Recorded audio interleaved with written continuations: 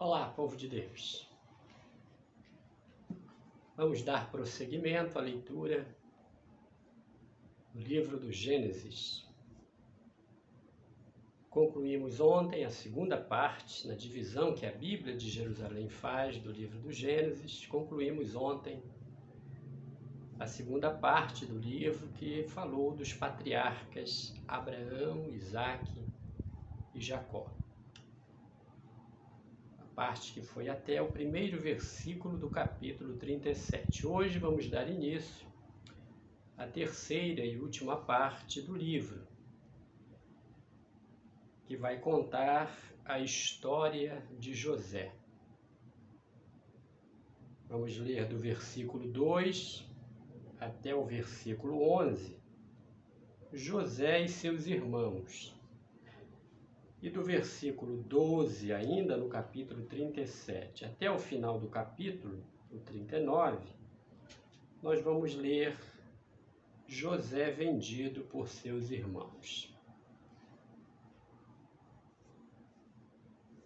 Vamos à leitura. Gênesis, capítulo 37, versículo 2, a história de José e seus irmãos. Diz assim: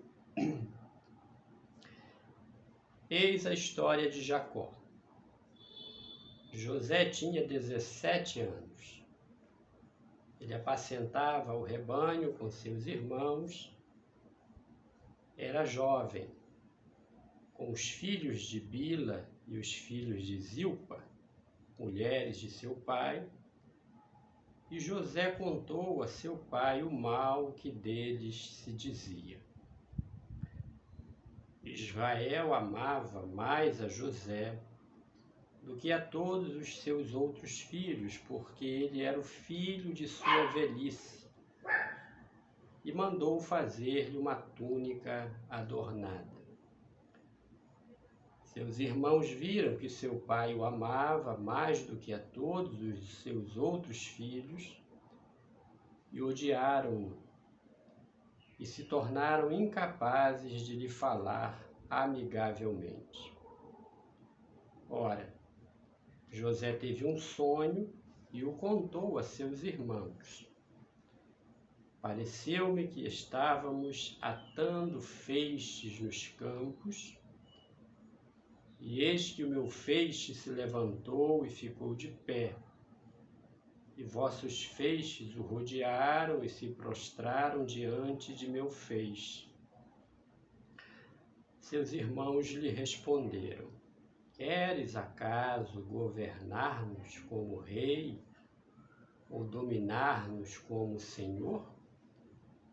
E eles o odiaram ainda mais por causa de seus sonhos e de suas intenções.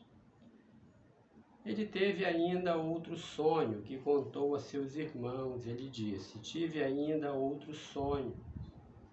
Pareceu-me que o sol, a lua e 11 estrelas se prostravam diante de mim. Ele narrou isso a seu pai e seus irmãos, mas seu pai o repreendeu, dizendo: Que sonho é esse que tiveste? Iríamos nós, então, eu, sua mãe e teus irmãos, prostrar-nos por terra diante de ti? Seus irmãos ficaram com ciúmes dele, mas seu pai conservou o fato na memória. Vejam, já aqui no começo da história de José, a gente percebe Deus já revelando a José que ele seria maior que sua casa. Não só maior que seus irmãos, mas maior que sua mãe e seu pai. Mas eles não sabiam, não conseguiam entender aquilo que aconteceria no futuro. Porque Deus é Deus de ontem, de hoje e de eternamente. Aquilo que só vemos na medida que vão acontecendo os fatos, o Deus Todo-Poderoso já sabe. Prosseguindo, José é vendido por seus irmãos. Seus irmãos foram apacentar o rebanho de seu pai em Siquém. Israel disse a José: não apacentam teus irmãos o rebanho em Siquém? Vem, vou enviar-te a eles. E ele respondeu: eis-me aqui. E ele disse: vai então ver como estão teus irmãos e o rebanho, e traze-me notícias. Ele o enviou do vale de Hebrom, e José chegou a Siquém. Um homem o encontrou errante no caminho, andando errante pelos campos, e este homem lhe perguntou: que procuras? Ele respondeu: procuro meus irmãos. Indica-me, por favor, onde apacentam os seus rebanhos. E o homem disse: eles levantaram acampamento daqui, e eu os ouvi dizer: vamos a Dotaim. José partiu à procura de seus irmãos e os encontrou em Dotaim. Eles o viram de longe, e antes que chegasse perto, tramaram sua morte. Disseram entre si: eis que chega o tal sonhador. Vinde, matemo-lo, joguemo-lo numa cisterna qualquer. Diremos que um animal feroz o devorou. Veremos o que acontecerá com os seus sonhos.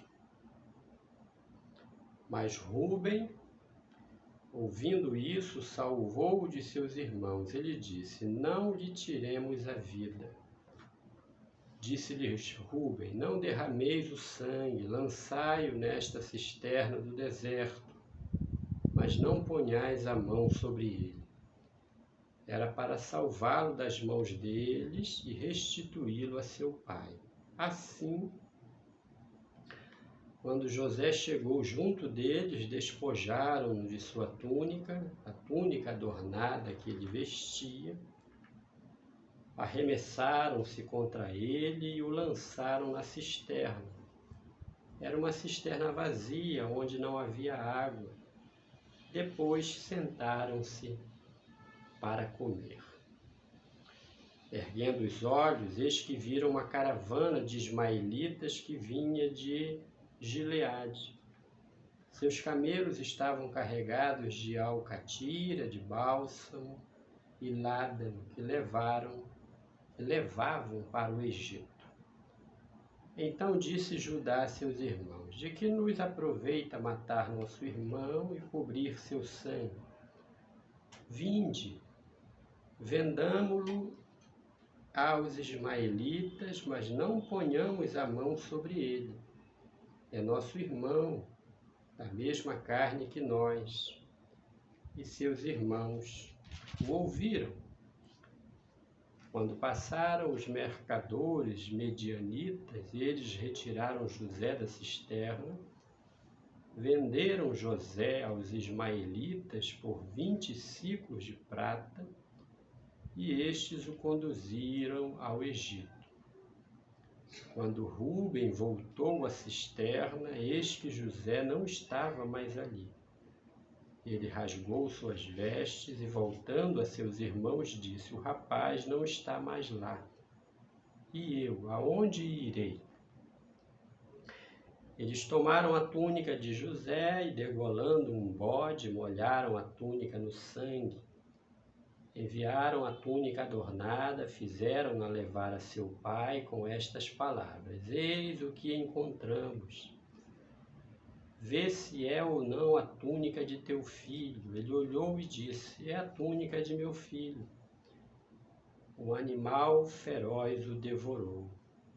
José foi despedaçado. Jacó rasgou suas vestes, cingiu os seus rins com um pano de saco e fez luto por seu filho durante muito tempo. Todos os seus filhos e filhas vieram para consolá-lo, mas ele recusou toda consolação e disse: não é em luto que descerei ao Sheol para junto do meu filho. E seu pai o chorou. Entretanto, os midianitas venderam-no no Egito a Potifar, eunuco de Faraó e comandante dos guardas. Aqui concluímos a leitura do capítulo 37, o início da história de José. O sonhador, que recebeu o ódio e a inveja de todos os seus irmãos que queriam matá-lo. Mas não poderiam fazer isso porque Deus tinha planos para José. Planos que vão se desenrolar ao longo da história. A nossa vida está nas mãos de Deus. Devemos descansar. Todos haveremos de partir um dia, mas Deus é quem sabe o tempo da nossa vida e o momento que Ele escolheu para nos recolher. Louvado seja o nome do Senhor nosso Deus. Que Deus o abençoe com a leitura desta porção no nosso devocional diário. Abençoe a você e sua família, em nome de Jesus. Amém.